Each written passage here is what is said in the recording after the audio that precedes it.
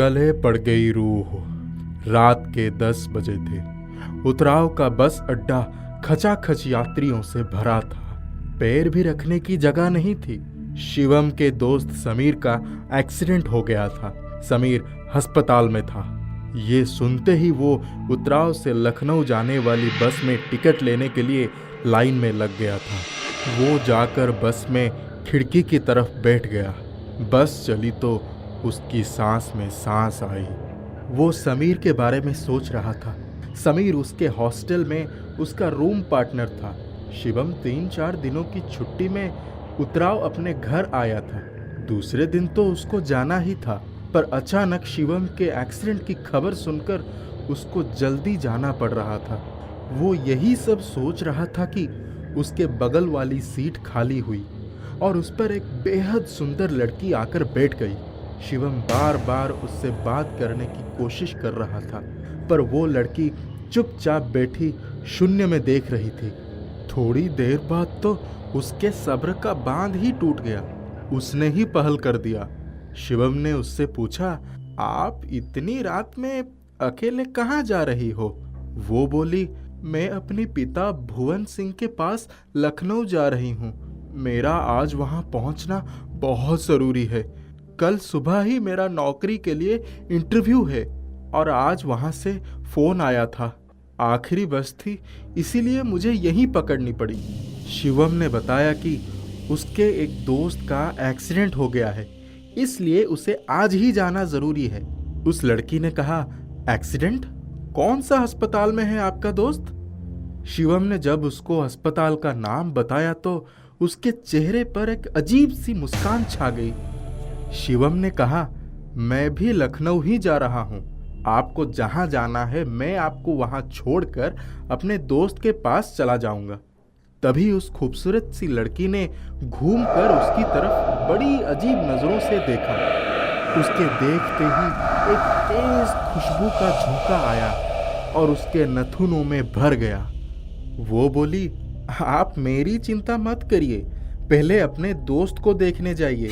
उसको आपकी ज़्यादा ज़रूरत है, उसका एक्सीडेंट हुआ है। ये कहकर वो फिर शून्य में टकटकी लगाए ताकने लगी। लखनऊ आने पर वो भी उसके पीछे ही उतर गई। जब वो बाहर आया तो उसने देखा कि वो तब तक ऑटो में बैठ गई थी। शिवम ने तुरंत एक ऑटो लिया और उसके पीछे पीछे जाने लगा। थोड़ी देर बाद उसका ऑटो एक गली में जाकर रुक गया। इसके पहले कि वो आवाज़ देकर उसको बुलाता, वो अपने घर के गेट के अंदर चली गई। रात के 11:30 बज गए थे। शिवम को उस समय उसके घर जाना ठीक नहीं लगा। उसने अपने हॉस्टल जाने के लिए ऑटो वाले को बोल दिया। उसने सोचा, इतनी रात को अस्पताल जाकर करूंगा भी क्या? वैसे भी फोन पर तो समीर का हालचाल मिल ही गया है, सुबह ही जाऊंगा। वो अपने कमरे में जाकर सो गया। रात के 3 बजे किसी के जोर जोर से दरवाजा खटखटाने से उसकी नींद खुली। जब उसने दरवाजा खोलकर देखा तो वहां कोई नहीं था, लेकिन उसने महसूस किया कि जब वो बस में उस लड़की के बगल में बैठा था और जब उसने उसकी तरफ घूमकर देखा था तो जैसे एक खुशबू का झोंका आया और उसके नथुनों में भर गया था, कुछ वैसे ही खुशबू का झोंका महसूस हुआ। शिवम दरवाजा बंद करके सोने की कोशिश करने लगा, पर जैसे नींद आंखों से रूठ गई। 5 बजे ही उठकर वो तैयार हुआ और अपनी बाइक लेकर हॉस्पिटल की तरफ चला गया। समीर ने कहा, अरे तुम इतनी जल्दी कैसे आ गए? रात में तुम आ जाने से ही मैं काफी ठीक महसूस कर रहा हूँ। शिवम हैरान था। वो बोला, रात में तो मुझे आने में बहुत देर हो गई थी। मैं कब आया? मैं तो सीधे हॉस्टल ही चला गया था। तुम होश में तो हो? अरे यार, क्या हुआ है तुम्हें? जब मैंने तुम्हें बताया था कि कल सुबह जब मेरा एक्सीडेंट हुआ था तो थोड़ी बहुत चोट लगी थी, लेकिन मुझको बहुत ही ज्यादा घबराहट हो रही थी, इसीलिए मैं सीधे हॉस्पिटल में एडमिट हो गया था। तुम भी नहीं थे और इस शहर में मैं किसी को जानता भी नहीं था। इसीलिए मैंने तुमको फोन करवा दिया था।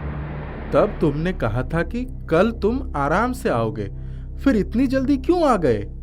समीर ने अपने तकिए के नीचे से एक छोटा सा हैंड टॉवल निकालकर उसको दिखाया और बोला, ये तुम ही यहाँ छोड़ गए थे ना?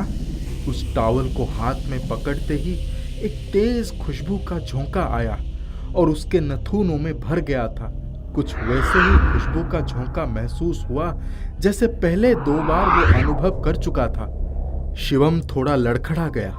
समीर ने उसकी बाहें थामकर संभाल लिया और अपने ही बेड पर बिठा लिया। शिवम सोचने लगा कि आखिर ये सब क्या है? कौन थी वो लड़की? वो उसके भेष में यहाँ कैसे आई? सोचते सोचते उसका सर चकराने लगा। उसने कहा, समीर, मैं चलता हूं, बाद में आऊंगा। वो हॉस्पिटल से निकलकर अपनी बाइक पर बैठ गया और सीधा उस लड़की के घर की तरफ चला गया। थोड़ी ही देर में वो उसी घर के सामने खड़ा था जहां रात को वो उतर कर गई थी। शिवम ने दरवाजे पर लगी नेम प्लेट पर भुवन सिंह लिखा हुआ पढ़ा और दरवाजे की घंटी बजाई तो एक व्यक्ति ने दरवाजा खोला। शिवम ने उन्हें नमस्ते किया और बोला, अंकल, आप ही भुवन सिंह हो? आपकी बेटी जो कल रात को उतराव से आई थी, मुझे उससे मिलना है।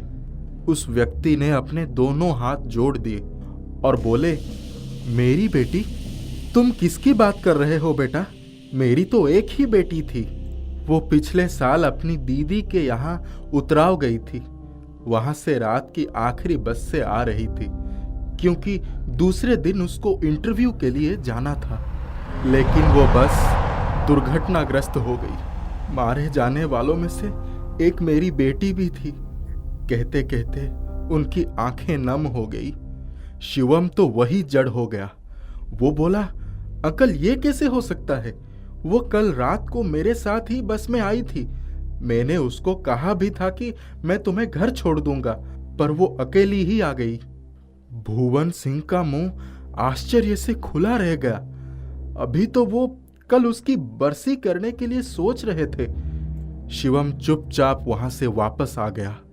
शिवम अपने हॉस्टल के कमरे का दरवाजा खोलकर पहुंचा ही था कि उसकी नाक में कुछ सुरसुरी सी हुई और वही तेज खुशबू उसके नथुनों में भर गई। वो जोर से चिल्लाया, कौन हो तुम और मुझसे क्या चाहती हो?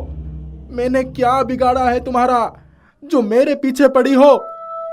अचानक उसके कमरों में सिसकियों की आवाज आने लगी और जैसे कि कोई रो रहा है। तभी एक आवाज कमरे के एक कोने से आई, मैं पिछले 1 साल से उसी बस में रोज यात्रा करती हूँ। आज तक किसी ने मुझसे बात करने की कोशिश नहीं की। तुम अपने दोस्त के एक्सीडेंट की बात सुनकर इतनी रात को भागे हुए जा रहे थे, पर जब मेरा एक्सीडेंट हुआ था तो मेरे पापा के सिवाय और कोई नहीं था, इसलिए मैं तुम्हारे साथ आ गई। वो बेचारा तो मुझे शिवम समझकर ही खुश हो गया था। शिवम घबराहट के मारे कमरे का दरवाजा खुला छोड़कर तुरंत ही बाहर निकल गया। उसको समझ में ही नहीं आ रहा था कि क्या करें। शिवम अपनी कैंटीन में जाकर बैठ गया। कुछ खाने का ऑर्डर करके वहां टेबल पर ही सिर रखकर सो गया और उसको नींद आ गई। वो 2 रातों से ठीक से सोया भी नहीं था। 10 मिनट के बाद ही खाने की खुशबू से उसकी नींद खुली। तब उसने देखा कि सामने वाली कुर्सी पर वही लड़की बैठी थी। शिवम की घी बंद गई। वो वहां से उठकर भागा और अपनी बाइक उठाकर सीधा उस लड़की के घर पहुंच गया। उसने जोर जोर से उसके घर का दरवाजा खटखटाया। भुवन सिंह बाहर आया। उसने शिवम को देखा तो उसका हाथ पकड़कर अंदर ले गए। तब शिवम ने उनको बताया कि अंकल, वो तो मेरे पीछे ही पड़ गई है। शिवम को भुवन सिंह ने बिठाया, पानी का ग्लास दिया, फिर अपने घर के पास ही एक जगह पर ले गए। वहां काले रंग का चोला पहने एक बुजुर्ग व्यक्ति बैठे थे। भुवन सिंह ने उनको शुरू से अंत तक सब कुछ बताया और कहा, बाबा, इस बच्चे को आप ही संकट से उबार सकते हो। जो खर्च होगा मैं दूंगा। मैं नहीं चाहता कि मेरी बेटी की वजह से इनको कोई तकलीफ हो। उन्होंने पूरी बात सुनकर शिवम से कहा, ये अंगूठी दे रहा हूँ, इसे अपनी उंगली में पहन लो। शिवम ने पूछा, बाबा इस अंगूठी को कब तक पहननी है?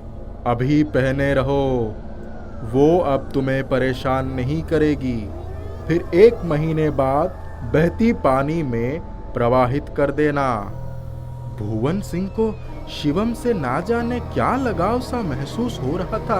उन्होंने कहा, तुम आज यहीं रह जाओ, कल पूजा है, पूजा के बाद चले जाना।